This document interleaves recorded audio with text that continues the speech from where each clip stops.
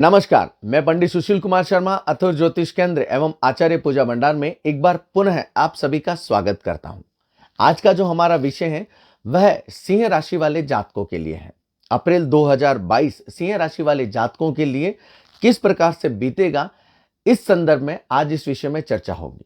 यदि अभी तक आपने अथर्व ज्योतिष केंद्र को सब्सक्राइब नहीं किया है तो आप उसे सब्सक्राइब अवश्य करें। ज्योतिष के संबंधित आपको इस चैनल के माध्यम के द्वारा समय समय पर जानकारी प्राप्त होती रहेगी।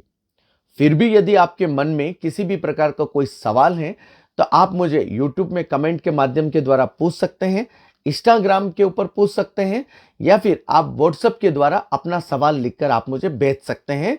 उचित समय मिलने पर आपके द्वारा पूछे गए सवाल का उचित जवाब आपको अवश्य दिया जाएगा। इसके साथ ही यदि सिंह राशि वाले जातकों के बारे में यदि ग्रहों की चालों की चर्चा की जाए तो यहां पर केतु की जो स्थिति है वह तुला राशिगत तृतीय भाव में चलायमान कहा गया है। शनि मंगल छठे भाव में चलायमान है। शुक्र गुरु कुंभ राशिगत सप्तम भाव में चलायमान है। चंद्र सूर्य बुध मीन राशिगत अष्टम भाव में चलायमान है और राहु यहां पर नवम भाव लाभ स्थान में चलायमान कहा गया है। सिंह राशि वाले जातकों के लिए प्रथम सप्ताह की यदि बात की जाए तो वह आरंभ जातक के लिए काफी कष्टदायक रहेगा। इस समय अवधि में जातक मानसिक चिंताओं से ग्रसित रहेगा। यहां पर जातक का जो जिसे ये कह सकते हैं कि चाहे घर हो, परिवार हो, व्यापार हो, इस संदर्भ में जातक का पूरी तरीके से मैनेजमेंट है वह गड़बड़ा जाएगा। सिंह राशि वाले जातक मेहमान या फिर आगंतुक के द्वारा भी काफी परेशान इस समय अवधि में रह सकते हैं। 3 से 4 अप्रैल का जो समय है वह जातक के लिए थोड़ा सा विशेष सूचक कहा गया है। इस समय अवधि में जातक के द्वारा किए गए कार्य में जातक को लाभ प्राप्ति के अवसर जरूर प्राप्त होंगे। यहां पर जातक इस समय अवधि में कहीं बाहर घूमने के लिए भी जा सकता है। 5 से 7 का जो समय है वह बेहतर है। सरकारी कार्य के प्रति जातक को लाभ की प्राप्ति इस समय अवधि में जरूर होगी। जातक को भौतिक सुखों की प्राप्ति होगी। विद्यार्थी वर्ग को उनके मन के अनुसार कार्य करने के प्रति उनका मन लगेगा। शिक्षा के क्षेत्र के प्रति विद्यार्थी वर्ग का जो मन है वह इस समय अवधि में काफी अधिक लगेगा। यहां पर जातक को मान प्रतिष्ठा की प्राप्ति भी होगी। राजनीतिक लोगों से इस समय अवधि में सिंह राशि वाले जातकों की मुलाकात श्रेष्ठ रहेगी।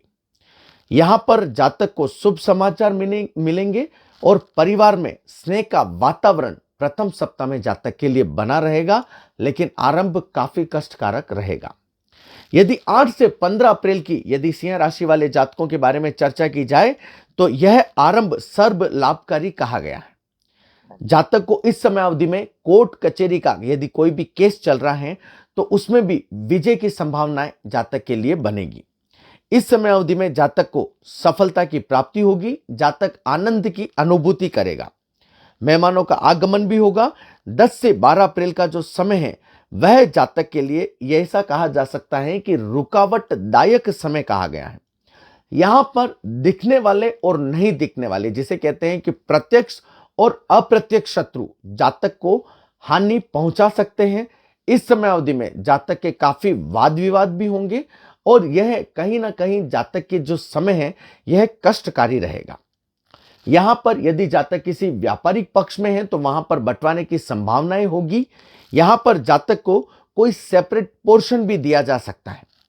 इस समय अवधि में जातक यदि अपनी सूझबूझ से कार्य करे, अपनी नीति के द्वारा या अपने दिमाग के द्वारा जातक यदि कार्य को पूर्ण करता है और धैर्य रखता है तो वहां पर इस समय अवधि में या इन समस्याओं से जातक आसानी से बाहर निकल जाएगा।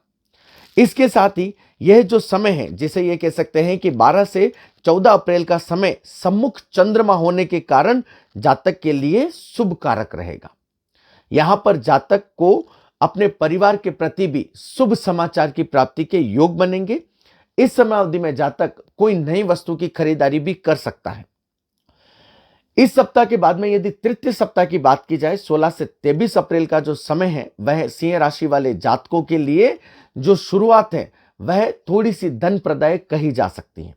ऐसा कहा जा सकता है कि यह सप्ताह है जो सिंह राशि वाले जातकों को पुनः पटरी के ऊपर लेकर आएगा। इसके साथ ही आय की अधिकता बनेगी, जातक के रुके हुए कार्य पूर्ण होंगे, सामाजिक कार्यों के प्रति भी जातक का मन लगेगा। यहां पर जातक इस समय अवधि में अपनी जो रेपुटेशन है उसको बिल्ट भी करेगा। इसके साथ ही यहां पर जातक थोड़ी सी किसी ना किसी प्रकार की उलझन में मध्यम सप्ताह में फंस सकता है। जातक अपने विवेक से कार्य लें, कहीं ना कहीं जातक को अप्रिय समाचार भी मिल सकते हैं। यहां पर परिश्रम का जातक को पूर्ण फल नहीं मिलेगा।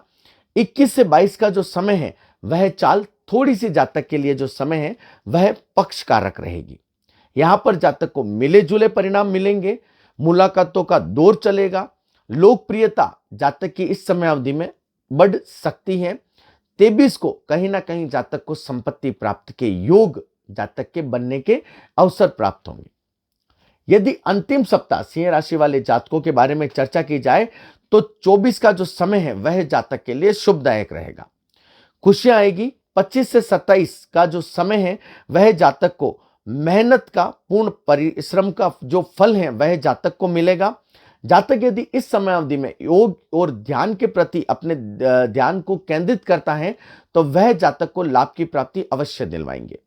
नौकरी पेशा वर्ग वाले जातकों के लिए भी यह समय सफलतादायक कहा गया है। व्यापार में जातक कुछ नया करेगा, कुछ नई मशीनरी जातक उतार सकता है। इसके साथ ही 28 से 29 का जो समय है वह सिंह राशि वाले जातकों के लिए पुनः कष्टदायक कहा गया है। जातक का कहीं ना कहीं पैसा अटक सकता है। दूसरों ने जो जातक के साथ में वादे किए हैं वह जातक के शायद पूर्ण ना हो, यह भी कहा जा सकता है। जातक के बनते बनते कार्य इस समय अवधि में रुक सकते हैं। क्रोध और जल्दबाजी के द्वारा लिया गया निर्णय जातक के लिए कहीं ना कहीं कष्टकारक साबित होगा।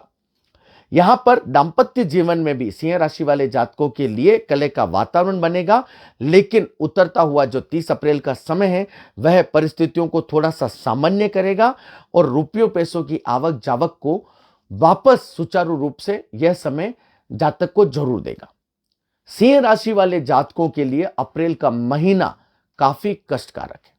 यह व्यापारिक तौर से हो, चाहे भली साझेदारी के व्यापार में टूटन के क्षेत्र के योग बनते हो या फिर सिंह राशि वाले जातकों को कोई नए व्यापार में शुरुआत का अवसर मिलता हो, यह जातक के साथ में होगा।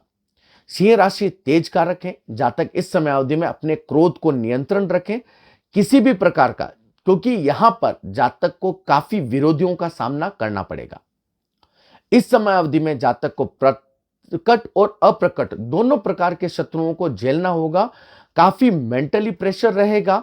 ध्यान, योग और आध्यात्म ही इस समय अवधि में जातक के लिए चाबी का कार्य करेगा, जिससे भाग्य के द्वार जातक के खुलेंगे। तो जातक इस समय अवधि में जितना हो सके ध्यान के प्रति आकर्षित रहें, योग करें और अपने मन को या अपने क्रोध को जितना हो सके शांत रहें, वही जातक के लिए श्रेष्ठ है। यदि अभी तक आपने अथर्व ज्योतिष केंद्र को सब्सक्राइब नहीं किया है तो उसे सब्सक्राइब अवश्य करें। आपको ज्योतिष के संबंधित इस चैनल के माध्यम के द्वारा जानकारी प्राप्त होती रहेगी। आपका दिन मंगलमय हो। प्रभु श्री सांवरिया सेठ की असीम अनुकंपा आप सभी के ऊपर बनी रहे। हरे कृष्णा।